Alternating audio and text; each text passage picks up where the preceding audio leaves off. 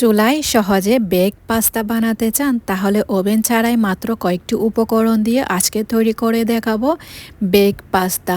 যাদের ওভেন নাই তাদের একদম চুলায় সুন্দর করে বানিয়ে দেখিয়ে দিব। আসসালামু আলাইকুম everyone, welcome to Mehnu's mom's kitchen. বাচ্চাদেরকে আকর্ষণ করার জন্য আজকে তৈরি করে দেখাবো কাপ বেক পাস্তা একদম চুলায়। চুলায় একটি পাতিল বসিয়ে পানি সিদ্ধর জন্য বসিয়ে দিলাম। এর মধ্যে 1 টিস্পুনের মতো লবণ দিয়ে দিয়েছি, 1 টেবিল স্পুনের মতো তেল দিয়ে দিলাম। তারপর পানিতে যখন বলক চলে আসবে 3 কাপের মতো আমি পাস্তা দিয়ে দিয়েছি। আজকে পাস্তাটি তৈরি করার জন্য আমি এখানে 3টি ডিজাইনের শেল নিয়ে নিয়েছি পাস্তা। তারপর এই পাস্তাগুলোকে আমি সেদ্ধ করে নিয়েছি। আমরা তো সবাই পাস্তা সেদ্ধ করতে জানি। পাস্তাটি সেদ্ধ হয়ে আসলে স্ট্রেনারে উঠিয়ে পানিটি সম্পূর্ণ ঝরিয়ে নিয়েছি। চুলায় একটি পাতিল বসিয়ে 3 টেবিল স্পুনের মতো তেল দিয়ে দিলাম। 2 টেবিল স্পুনের মতো আমি রসুনকে একদম মিহি কুচি করে দিয়ে দিয়েছি। রসুনটি যখন হালকা বেজে আসবে তখন এর মধ্যে আমি একটি মিডিয়াম সাইজের পেঁয়াজকে একদম স্লাইস করে দিয়ে দিলাম। 3টি কাঁচামরিচকে ফালি করে দিয়ে দিলাম। তারপর হাফ কাপের মতো আমি ক্যাপসিকামকে স্লাইস করে দিয়ে দিয়েছি। হাফ কাপের মতো গাজরকে স্লাইস করে দিয়ে দিলাম। তারপর এখানে আমি হাফ কাপের মতো সুইট কর্নটা নিয়ে নিলাম বা বুটটা দিয়ে দিয়েছি। এখানে সম্পূর্ণ সবজিটা আপনারা আপনাদের পছন্দ মতো নেবেন। 1 টিস্পুনের মতো লবণ দিয়ে দিয়েছি। সাবধানে লবণটা দিবেন, যেহেতু পাস্তা সেদ্ধ করার সময় আমি লবণ দিয়ে দিয়েছি। এই পর্যায়ে চুলার আঁচ কিন্তু মিডিয়াম টু হাইতে রাখতে হবে। কোনো অবস্থাতে সবজিগুলোকে নরম করা যাবে না। সবজিগুলো ক্রাঞ্চি থাকা অবস্থায় আমি সেদ্ধ করা পাস্তাগুলো দিয়ে দিয়েছি। এখন সবজির সাথে সেদ্ধ করা পাস্তা ভালো করে মিশিয়ে নিয়েছি। পাস্তাগুলোকে আমি স্প্যাচুলার সাহায্যে ভালো করে মিক্স করে নিয়েছি। ভালো করে মিক্স করতে হবে। মিক্স করার পর এটাকে আমি একপাশে রেখে দিয়েছি। চুলায় একটি সসপ্যান বসিয়ে দিলাম। তার মধ্যে আমি 3 টেবিল স্পুনের মতো বাটার দিলাম। 3 টেবিল স্পুনের মতো আমি ময়দা দিয়ে দিয়েছি। বাটার আর ময়দাকে ভালো করে ভেজে নিতে হবে। এই পর্যায়ে চুলার আঁচ একদম লোতে রাখবেন। কোনো প্রকার ময়দাকে জ্বালিয়ে ফেলা যাবে না। চুলার আঁচ লোতে রেখে উইক্সের সাহায্যে ভালো করে নাড়তে হবে। ময়দাটি যখন বুনে আসবে, ময়দার একটি সুগন্ধ ছড়াবে, তখন এর মধ্যে আমি 2 কাপ প্লাস আরও হাফ কাপ, টোটাল 2.5 কাপ আমি তরল দুধ দিয়ে দিয়েছি।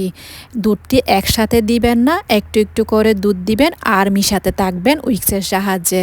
ভালো করে মিশিয়ে নেবেন উইক্সের সাহায্যে, যেন কোনো প্রকার গুটলি বা দলা পেকে না থাকে।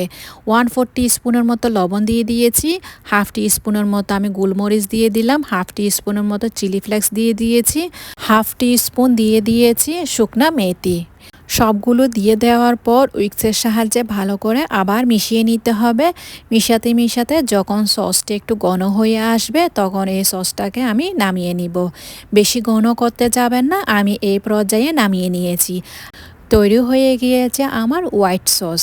এখন এই হোয়াইট সসটি আমি পাস্তার মধ্যে দিয়ে দিয়েছি। সম্পূর্ণ হোয়াইট সস পাস্তার মধ্যে দিয়ে দেওয়ার পর 1/4 কাপের মতো আমি ফ্রেশ ধনেপাতা দিয়ে দিয়েছি কুচি করে। এই পর্যায়ে চুলার আঁচ কিন্তু জ্বালাবেন না, যেহেতু সসটিও রান্না করা আর পাস্তাটিও রান্না করা। চুলার আঁচ আর জ্বালাতে হবে না। এই হাঁড়ির মধ্যে পাস্তা আর সসটি ভালো করে মিশিয়ে নেবেন। বাস তৈরি হয়ে গিয়েছে আমার হোয়াইট পাস্তা। এবার আমি এটাকে বেক করব। বেক করার জন্য আপনারা যে কোনো পাত্র নিতে পারেন। আমি একটু বাচ্চাদেরকে আকর্ষণ করার জন্য কাপ নিয়ে নিয়েছি। আপনাদের কাছে এরকম চায়ের কাপ থাকলে কাপগুলা নিয়ে নেবেন। পরিমাণ মতো আমি পাস্তা দিয়ে দিলাম। পাস্তাগুলা দিয়ে কাপগুলাকে আমি সাজিয়ে নিয়েছি। পাস্তা দেওয়া কাপগুলাকে আমি এভাবে করে সাজিয়ে নিয়েছি। তারপর এর উপর দিয়ে মজারেলা চিজ দিয়ে দিলাম পরিমাণ মতো।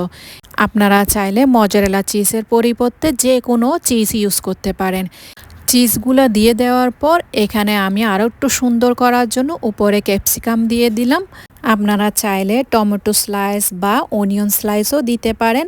আমি ক্যাপসিকামটা দিলাম। এরপর উপর দিয়ে আমি কিছুটা ব্ল্যাক অলিভ দিয়ে দিয়েছি সুন্দরের জন্য। সবগুলোর উপরে ব্ল্যাক অলিভ দিয়ে সাজিয়ে দেওয়ার পর স্প্রিঙ্কেল করে দিব অরিগ্যানোটা স্প্রিঙ্কেল করে দিয়েছি। তারপর এগুলাকে আমি চুলায় বেক করব।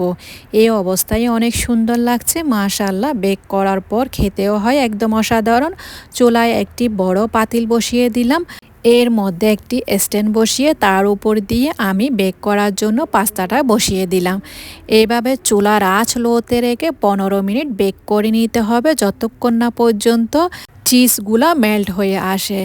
চিজগুলা মেল্ট হয়ে আসলে আমি চুলা থেকে নামিয়ে নিয়েছি। চুলা থেকে নামিয়ে গরম গরম পরিবেশন করে নিতে পারেন। আশা করছি আজকে আমার রেসিপি আপনাদের কাছে সহজ আর ভালো লেগেছে। তাহলে আজকে এ পর্যন্ত, দেখা হচ্ছে নতুন আরেকটি রেসিপি নিয়ে। সে পর্যন্ত ভালো থাকবেন, সুস্থ থাকবেন, আমার জন্য দোয়া করবেন।